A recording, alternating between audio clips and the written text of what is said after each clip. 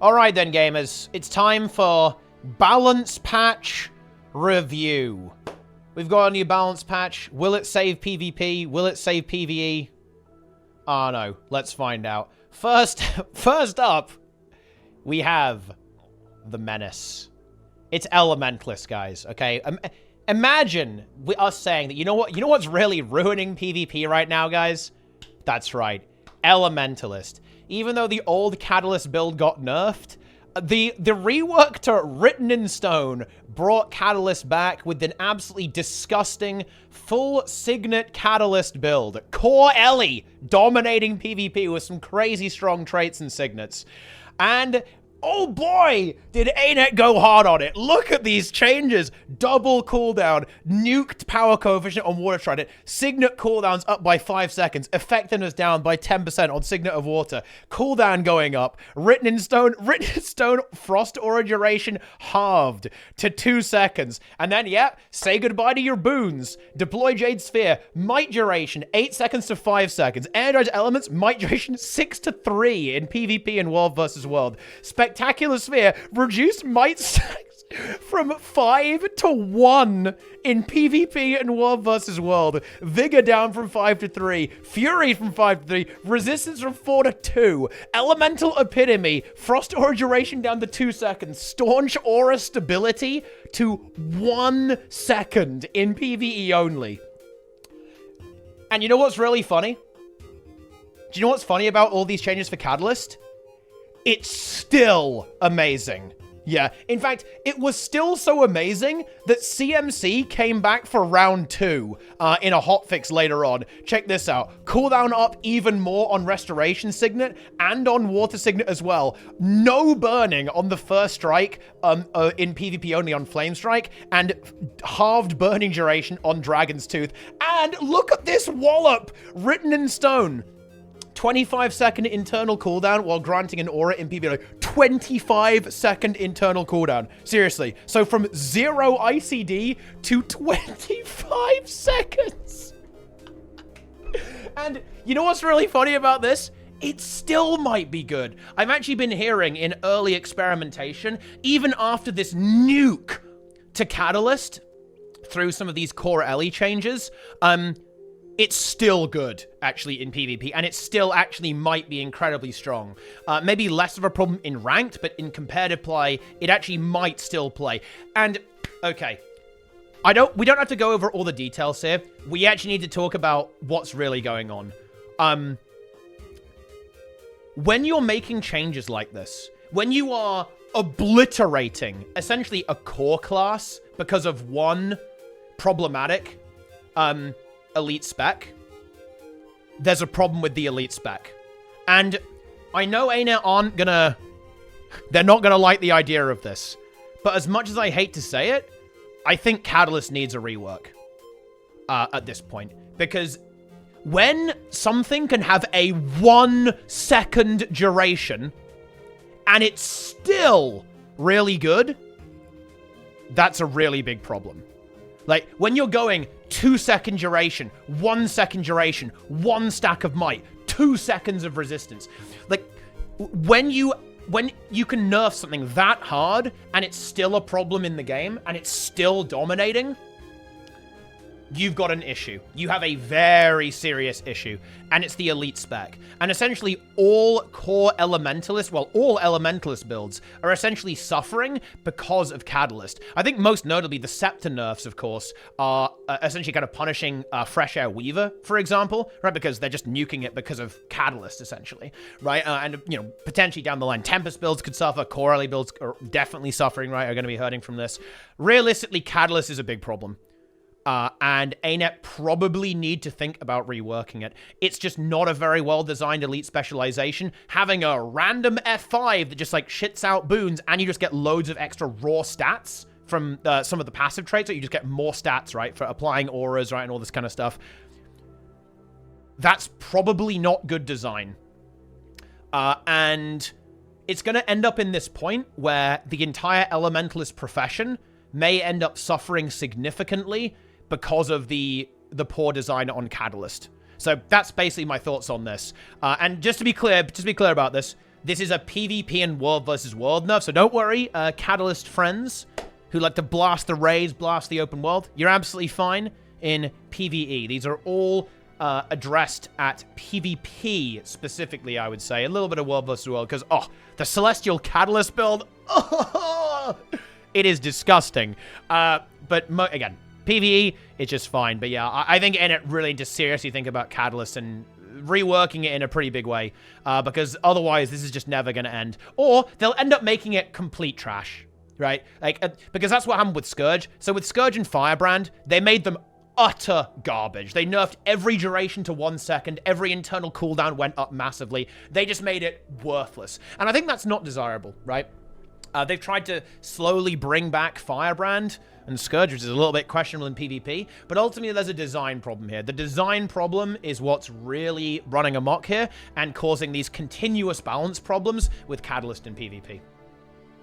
But anyway, moving on to Engineer after our Elementalist here. They actually buffed it a little bit in World versus World. I guess they were feeling it was actually over-nerfed a little bit and wanted to give it a bit more healing, presumably to actually kind of compete with a lot of the other really powerful healers in World versus World right now, actually. A lot of healers have been getting really, really strong. A lot of other very powerful alternative options. Stuff like Tempest, stuff like Vindicator, Druid as well. Now it's just blasting. The new Lingering Light pumps on Druid in World versus World.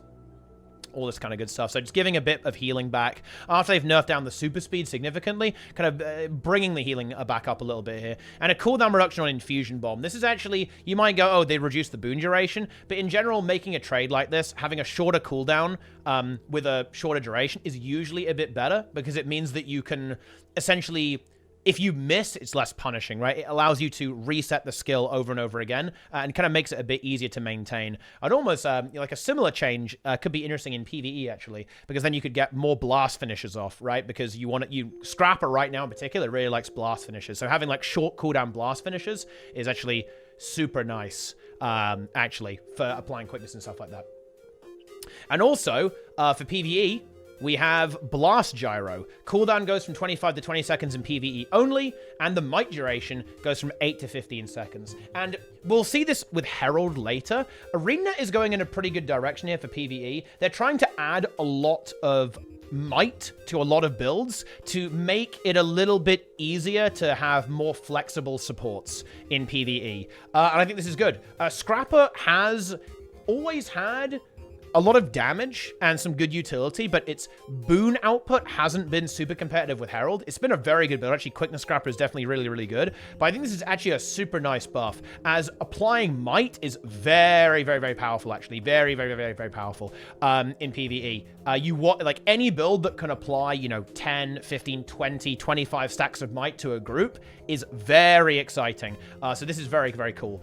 You might not necessarily always run this. There are loads of other great options for NG. NG utility skills are pretty competitive, but I actually think this is a nice buff and a nice change that you may see play, depending on your group comp, if you need to apply a little bit more Might. It's good to have the option to do that, because, again, this is like, nearly doubling the duration and reducing the cooldown. So you'll certainly get a lot of Might out of this. And, of course, a shorter cooldown just means more DPS and more blast finishes as well. So always pretty handy in that regard. Guardian, basically quality of life stuff here, so nothing super crazy, but certainly impactful to your playstyle. Bear in mind, they basically killed all the aftercast stuff on Greatsword and Focus, so these skills feel a lot better to use now, which is pretty cool, actually, and a all shiny new animation for Binding Blade, or rather a different animation with less aftercast. So yeah, enjoy. You can now actually basically have a smoother Guardian experience. Okay, I feel like this is a change that they should have made like a year into the game, or like a couple of months. This has been such a long time coming. Like, no joke. Better late than never, I guess, huh? And then for Willbender, essentially they made the alacrity a little bit less weird, I guess. Right? That's basically what it is. It allows you to apply alacrity a bit more consistently without necessarily having a target to attack, because you now gain additional alacrity when you activate Flowing Resolve, as opposed to simply when you activate like the proc, right, from Flowing Resolve. Like, the actual, like, on-hit effect that you get there. So this actually honestly, this makes the build a lot more playable, in my opinion. And I think eventually we'll see Alack Willbender, DPS Alack Willbender. I think it will actually fall into a similar position as Quickness Harbinger. Pretty aggressive build, doesn't apply a crazy amount of boons. Guardian, of course, can do stability and Aegis, so it's always got that going, but it's mostly going to be like a big blaster alacrity source, similar to Harbinger. So I think there actually is some potential there. And actually, with quickness healers going in this in the direction they are, pretty exciting. I'll kind of do a bit of a spoiler here, but I'm really liking Heal Herald this patch. And you could definitely run something like a Heal Herald and an Alacrity Willbender, right? And have kind of that duality going on there, and you'll basically have like really good coverage on everything that you could possibly want. So I think this change and making this build better, I think actually is exciting. I think a lot of people actually do like Willbender. There's a lot of DPS Willbenders out there who are just pumping. So I think that having this as an option is actually pretty cool. And this definitely improves the playability pretty significantly, I think. It's still a bit weird that your alacrity is basically going to be tied to a movement skill, like a dash. But I mean, hey, you can't have everything, I guess. You know, you gotta enjoy dashing around all over the place. Have fun with that. So Necromancer in Mesmer, basically a PvP change. The quickness uptime in PvP was disgusting, especially because it was AoE. Chrono, still really good though in PvP, make no mistake. Like Necromancer, bit of a beast mode build. Wait, 3 to 1 second in World versus World? Oh man, ouchie. That is brutal, huh, guys? Oh. Well, yeah, perma quickness in PvP, or very high uptimes of quickness in PvP in World versus World. Probably not a very good idea. I think we can all agree on that. You know, in other news, Chrono in PvE actually pretty good, although, of course, unrelated to the change here. Same thing with the Alacrity. They also reduced the Alack uptime in PvP in World vs. World 2, because, yeah, having that stuff permanently just doesn't work out. I think Necromancer will still be good in PvP, though, for sure. And definitely it will always be like a bit of a mainstay in World vs. World because of its incredible utility and control effects. So not really the end of the world if you are a Chrono main. You're just slightly less busted. Enjoy. Pretty cool stuff for Mirage, though, in PvE.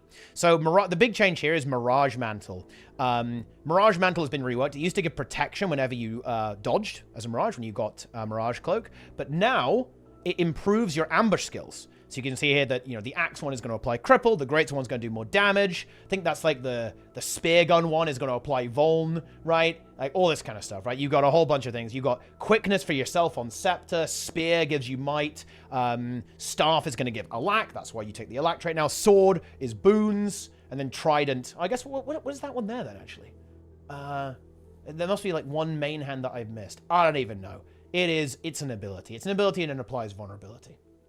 But anyway, the Trident applies Torment. Wow, very exciting.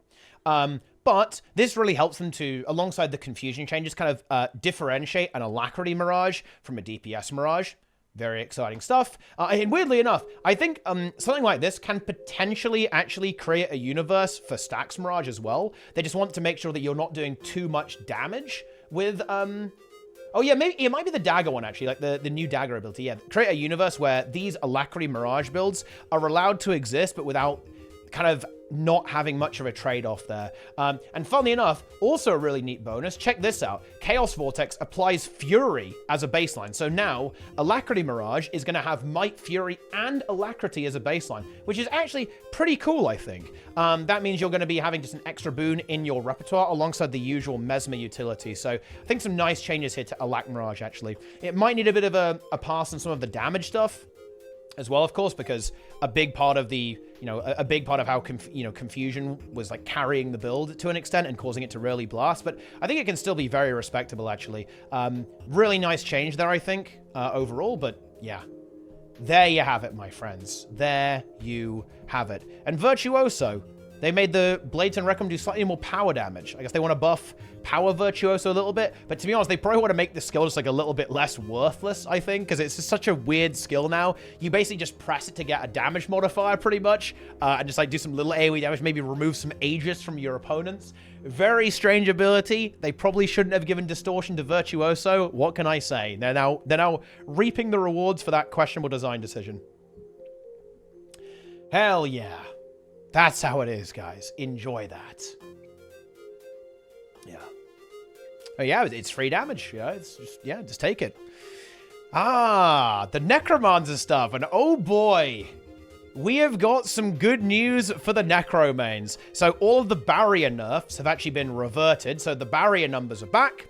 And whoa, Well of Blood, healing over time is now way higher. They nerfed the initial healing, but it's only to you, so who cares? The pulsing healing is now way higher in PvE only. This can actually heal for nearly 2,000 a tick when you're playing a full heal Scourge build. It's actually quite powerful.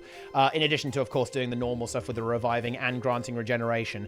And here we go. Alacrity uptime is massively increased on Desert Empowerment by 50% actually base. From 1 to 1.5 seconds, base barriers going up way higher, and the scaling goes up. DPS Scourge got absolutely juiced. Okay, you just get 10% more burning damage, more life force and harrowing wave. Radius on Oppressive Collapse goes up. Sadistic Searing now means your F2 applies 2 stacks of burning in PvE. Demonic Law Torment damage goes up from an extra 25% to an extra 33%. And now, whenever you have any shades out, not, 1, 2, 3, whatever, you always get maximum concentration and expertise from Sand Sage and maximum damage reduction from Blood as Sand. So, Scourge is busted right now in PvE. This class is absolutely insane. It does over 40,000 DPS, has very respectable barrier and Condi Cleanse uptimes now. It's unkillable in Immortal. It's fully ranged. It still has great utility with the Revive. It can take CC. It can Epidemic. It can Portal. It can do Aegis now. Remember, DPS Scourge can do Aegis because the Snake applies Aegis. You can do some stability with Trail of Anguish. This build is absolutely broken, to be honest. Like, DPS Scourge, one of the best builds in the game. It is honestly crazy OP right now. So enjoy it while it lasts. And you know what? Even Heal Scourge is not that bad, actually. Heal Scourge got improved a lot. Sandstorm Shroud applies protection. You can do 100% protection uptime on your team alongside Alacrity, Might and Fury, and Regeneration, of course. I don't view it as a full build just yet. It still has loads of holes in it. It doesn't really have that many healing sources. It has no proper weapon support, really. It has a really hard time dealing with stuff like swiftness, really, and taking all the boons you want, like Trail of Anguish and the Snake. It gets really weird. Its revival is actually still pretty okay, and the barrier is very strong, actually. The barrier is there's a lot of it. And it will work in certain comps, but I think Heal Scourge is actually very composition dependent right now. In particular, we'll just cut to the chase here. Heal Scourge is enabled by Herald, actually. If you have a Herald in your group, honestly, Heal Scourge can be really effective and a very powerful build. But if you don't, the rest of your boons are potentially quite mediocre and will cause some holes in your composition, to be honest. Like, so kind of enabled by Herald, but definitely a lot better than it was in the previous patch. Significantly improved. And of course, the DPS Alac Scourge, also pretty respectable, can do good damage, has all the usual Scourge goodness, and just flat out performs a little bit better this patch, as you get a minor DPS increase because you take Fell Beacon from that. But yeah, that's it. Actually, very, very fun stuff for Necromancer. I do think Heal Scourge does still need some work. It's in a similar spot, I think, to a lot of other healers that aren't quite there yet, but it's certainly getting there. Like, we're moving in the right direction. So, Druid. Yeah. Druid is back.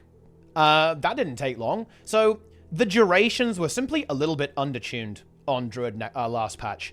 And ArenaNet said, well, I guess we'll increase them then. And that's exactly what they did. Cooldowns going down on a lot of boon application abilities and durations going up, as you can see here, especially notably Might durations going up on stuff like Call of the Wild, Spirited Arrival. And we have more protection uptime on Stone Spirit, etc., etc., etc. And, of course, Grace of the Land, Alacrity goes from 0.75 to 1 second. So with 100% boon duration, every Celestial Avatar ability is 2 seconds of Alacrity. You will cap Alacrity 30 seconds in 1 CA rotation, giving you a lot of flexibility. And to be honest, you're going to be going in CA a lot anyway, not on cooldown, but kind of nearly on cooldown. That's just the way that Druid plays out a lot of the time. So realistically, yeah, you are going to be absolutely fine keeping uptime while also having that reactivity, while also having that flexibility that Druid players enjoy. So, yeah, that's it. We love to see it. We absolutely love to see that, guys. It's fantastic stuff, is it not?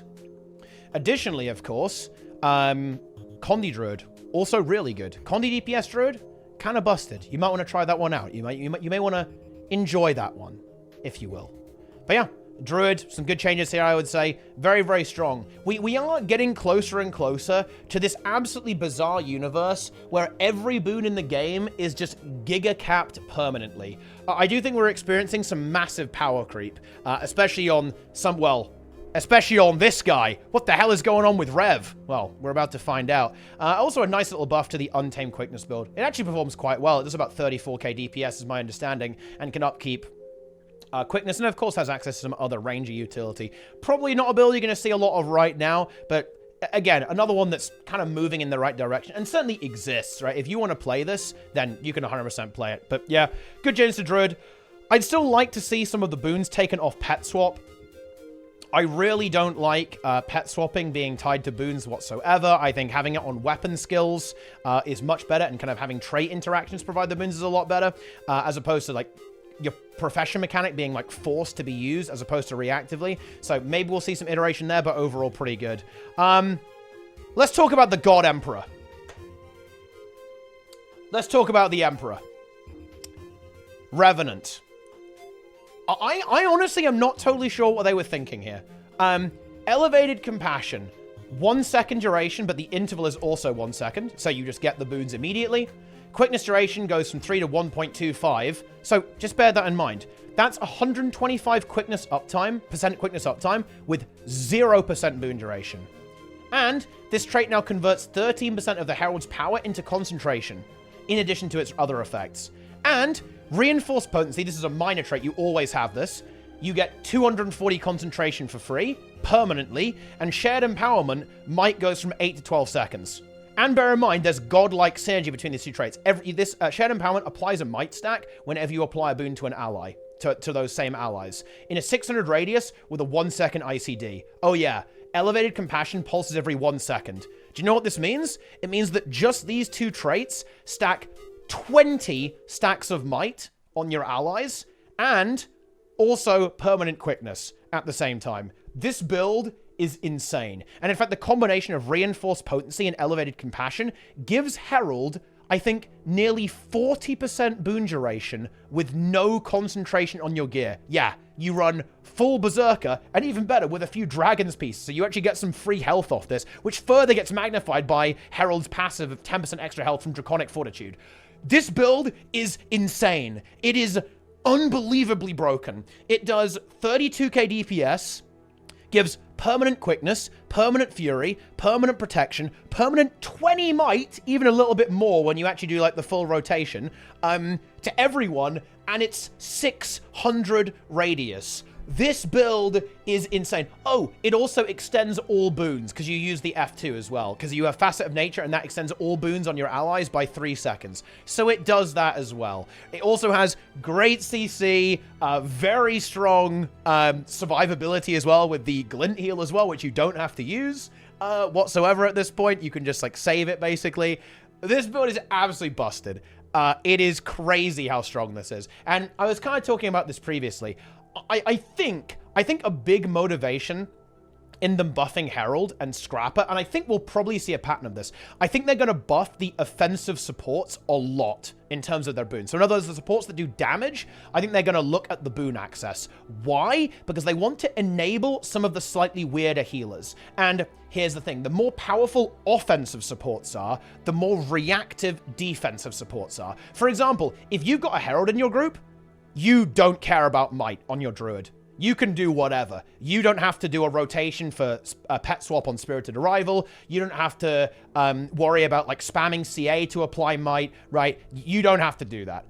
Because the Rev, your offensive support, is going to handle a lot of the might. And I think this might be the plan that ArenaNet is going to go for. They're going to try to offload some of the boons away from healers, so healers can stay reactive. So I think we're going to see buffs to stuff like Scrapper, to stuff like Rev to Harbinger that kind of alleviates some of these issues. And probably just like, they're just going to add more random might to build. Stuff like, NG Rifle, right? That applies 2 might whenever you use, 5 might whenever you use Blunderbuss. I think we're going to see more changes like that, because that appears to be the direction they're going here. But yeah, play this build. It is insane. This build is almost like a 1v9 build at this point. It does so much damage. It has so much utility, and the boon access is just so fantastic that Herald makes the game fun right now. And as a side note, this makes also, honestly, I think Heal Herald has finally arrived. Heal Herald is a build that I've been a bit like, it's all right. It's okay. But now, Heal Herald, I think, is actually very good. Because secret patch, by the way, the elite skill on Ventari now gives stability when you use it. So that's right, you can use stability without having Chalice. Now, you will sometimes still use Chalice, but I'll tell you something. The quickness duration on this is so high, actually, you can actually be super reactive. You aren't locked into a rotation now on Heal Herald whatsoever. You can actually leave Glint and stay there for as long as you need to. And you can stay in Glint for as long as you need to. There's actually... You're very reactive now. I was playing this build on the new Fractal Challenge mode. It felt really good. Played it in Raids and Strikes too. I think it's actually very strong. It allows you to be in 2 places at once with the tablet. You heal a lot. Your passive healing is incredible. Because of Elevated Compassion, you're incredibly good regeneration. You have the boon extension. You have stability now. The only thing it doesn't have is Aegis. Still has really good CC. It's unkillable as well. It's easily the tankiest tank, by the way. It's even tankier than Chrono, which is really impressive, actually. Even like a Minstrel Chrono is not as tanky as this build. In particular, the Salvation trait. There's a trait that basically gives you barrier on a pulse for every boon that you have. You're a god on this build. You cannot die, to be honest. Yeah, Heal Herald, super exciting right now. And I think it has finally kind of got there. And you overcap on boon duration so hard. You can just go berserk on just like stacking as much healing power as possible. Really fun build to play, actually, I think. And really powerful. So a big win for Power Herald and Heal Herald. Now we get to Thief. And Thief, it's some ups and downs here. They went pretty hard on Deadeye. They nerfed down... They're kind of targeting quickness Deadeye here, but they really caught power DPS Deadeye in the crosshairs here, because they actually nerfed some of the traits that DPS Deadeye likes, and I think we're going to need to see some more differentiation here. Because right now, honestly... Power Deadeye is in a bit of a sad spot, to be honest. It got nerfed down to, I think, about 41, 42k DPS. And you might go, wow, that's insane.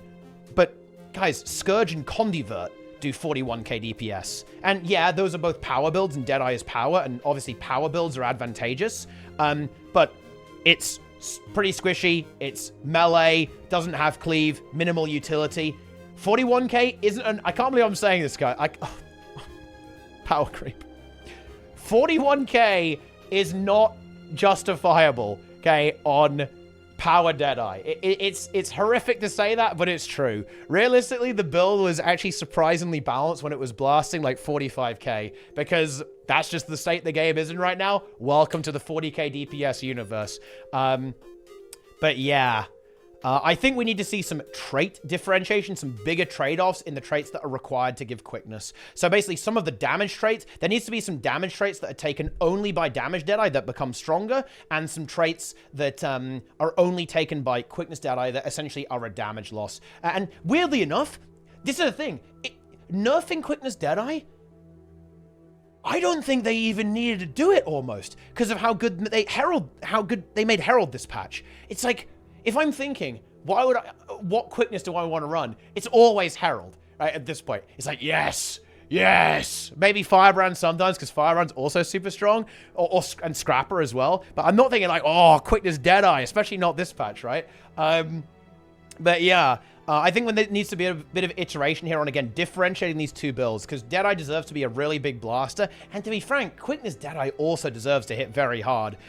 It does have some boon application, obviously, but, you know, it hasn't got that much going for it, honestly, outside of, like, hyper-aggressive compositions.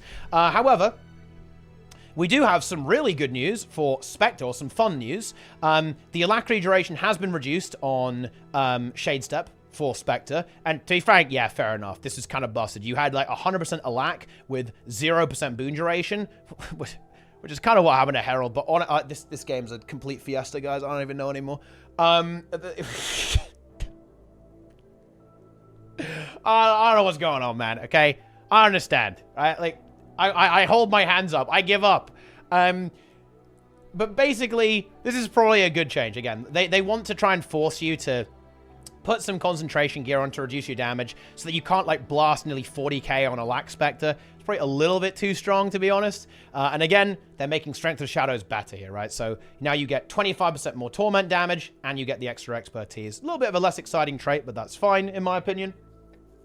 And one thing that is fun is Lastness Torment. It no longer increases Torment damage.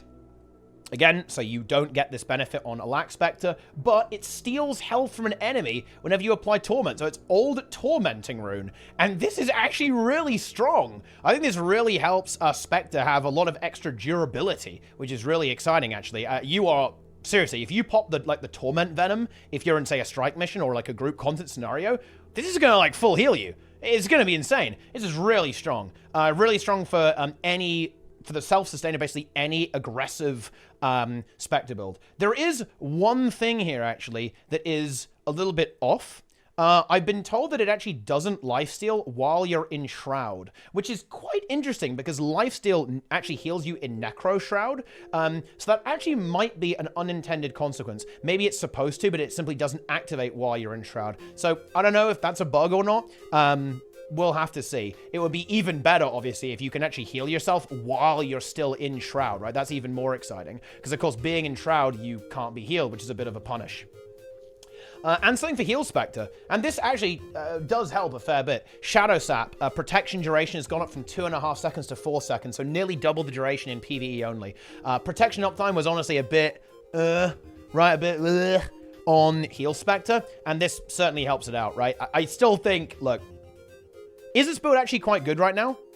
Actually, yes. But again, Herald really helps it out, right? Herald existing makes this build way better, right, than it actually is. And we shouldn't actually let that distract us from actual concerns that we have about a certain build. Just because, oh, Heal Spectre actually works really well right now because Herald is so broken. That is not a good argument for saying something's in a good spot, right? That, you know, that's, yeah, almost the opposite in a way. I still think we need to have a pretty serious talk about how Shadow Arts works or some kind of third trait line for Thief that can really fill out the support build. I still think it's not super well-rounded, realistically. Like, Wells is still a bit weird, you know, but it's definitely a build, right? Like, I think that Heal Spectre, especially in the current meta, is very playable right now, actually. I'm experimenting with it a little bit, and I'll probably end up playing it in some of the raid speedruns, actually. That's kind of our current theory craft, is that Heal Spectre actually does work out on certain encounters to be really, really strong. So yeah, and a big part of that is, of course, because you have this, you kind of get boosted a little bit by Herald, because Herald's so strong, but also the build genuinely is actually improving significantly over time, and does have some very, very robust, still has very robust Alacrity application, alongside some other pretty cool boons. You know, you have Might, you have Swiftness, you have Fury, you have Vigor, you have some Stability application as well, Resistance application is pretty high as well, and these are all interesting things. So yeah, build has a lot of potential. And finally, Warrior. Guys, look at this. Rejoice. Arc Divider buffs. Look at that. You're not getting your 3 spins back, but you are getting your damage back in PvE only.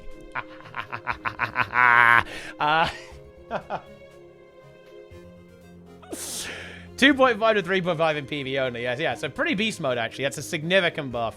And this should make Greatsword kind of worth using on Berserker again. Because basically the change last time, weirdly enough, it wasn't that Greatsword damage, it wasn't that Arc Divider was bad. It was the biggest nerf to Warrior Greatsword was basically that the other abilities aren't that good. And because Arc Divider had a shorter cast time now, it doesn't, you know, it's like a 1 hit. So you don't have a long cast time. You actually basically couldn't waste enough time while on Greatsword to make it worth swapping to it, right? Because essentially, you want to, you know, the thing that you wanted on Greatsword was like to spin around a lot, to do a lot of damage. The other skills weren't really that good and still aren't. So to be fair, that might need a look as well over time to make some of those skills a little bit better. But yeah, Arc Divider damage is up. Greatsword, almost certainly worth again. Have a good time there, guys, okay? Blast away. You love to see it. And they also buffed the quickness application on Heat the Soul. I mean, that's something, you know? Now you can have your quickness berserker just blasting, guys. Are you ready for that? Are you ready for that gaming? And it does give quickness and fury, by the way. The tooltip is slightly misleading here because it hasn't split the game modes correctly, but yeah, it's quickness and fury in PvE, it's might and fury in PvP and world versus world. I mean,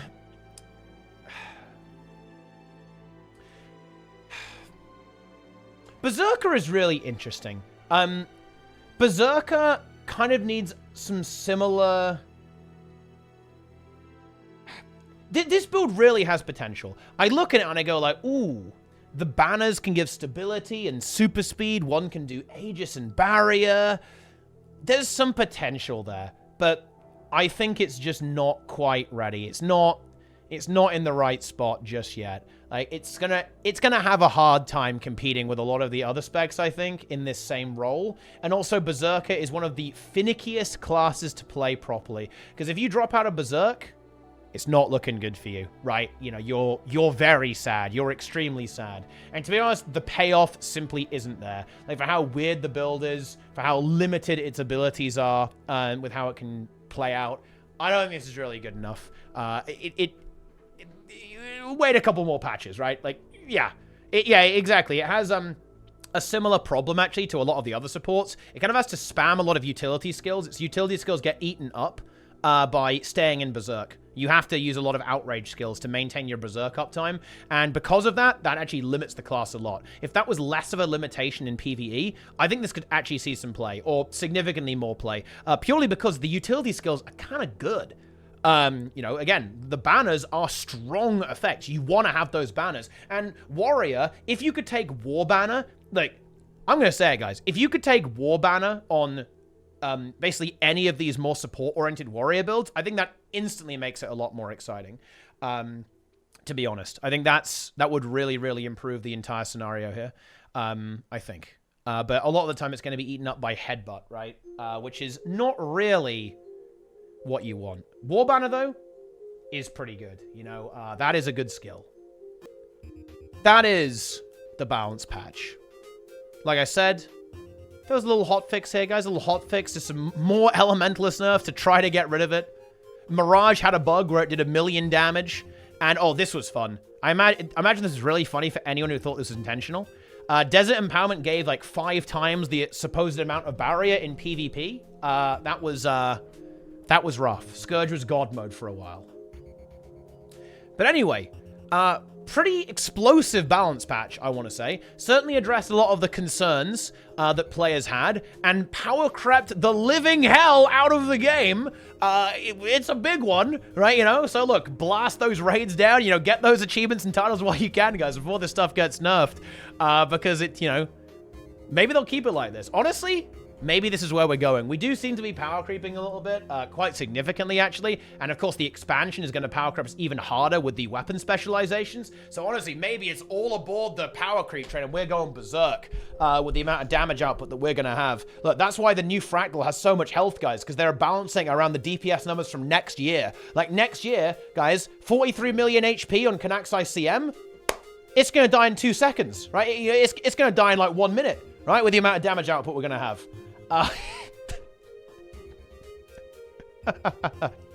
But we'll see. I think the big takeaway, and this is my guesstimate here, is that they are going to try to spread out boons a little bit more so that healers that don't have extreme access to boons don't kind of fall out of play because of that, right? Because realistically, they'd have to do pretty big reworks to stuff like Scourge and Spectre to make them have, like, really... To make them have heal builds that compete with Mech and Firebrand, and honestly, now Herald, I would say. It's going to be quite hard to actually pull that off. But if their counterparts, offensive supports, are really, really good, then that means that basically that pairing, that combo of an offensive support and a defensive support will almost always give you good results. basically always, if they make offensive supports have a lot more boon access. And I think that's my read on where they're going with this. Because that will enable this reactivity that players are looking for. It will enable a slightly more free-form playstyle with healers, which, to be frank, should be the case, right?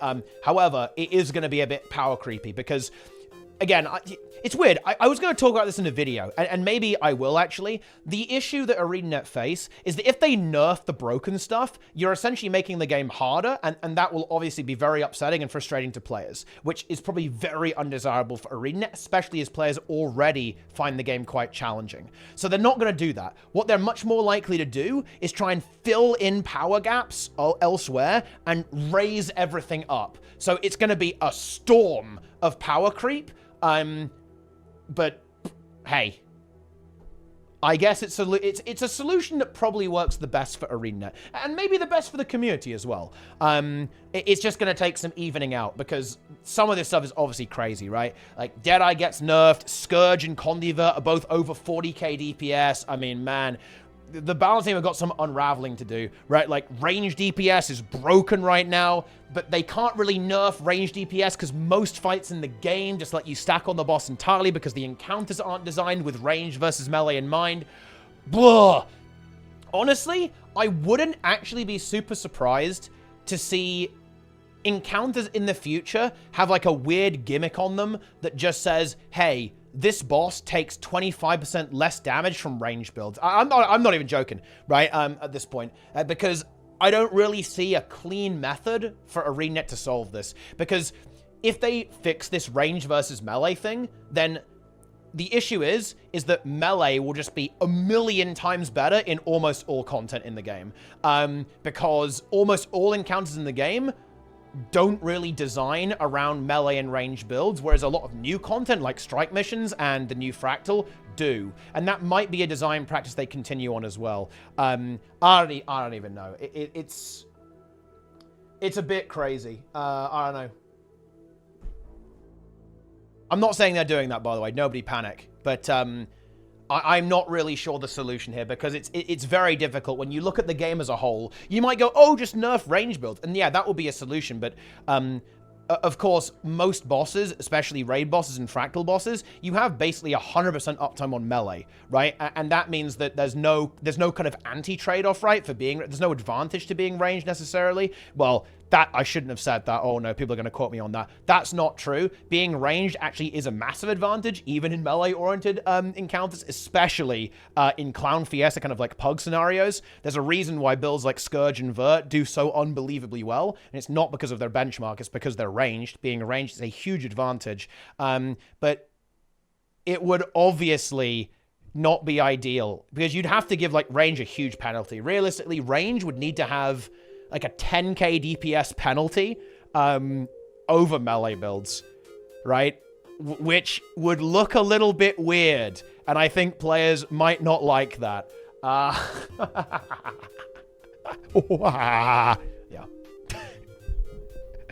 10,000 damage nerf.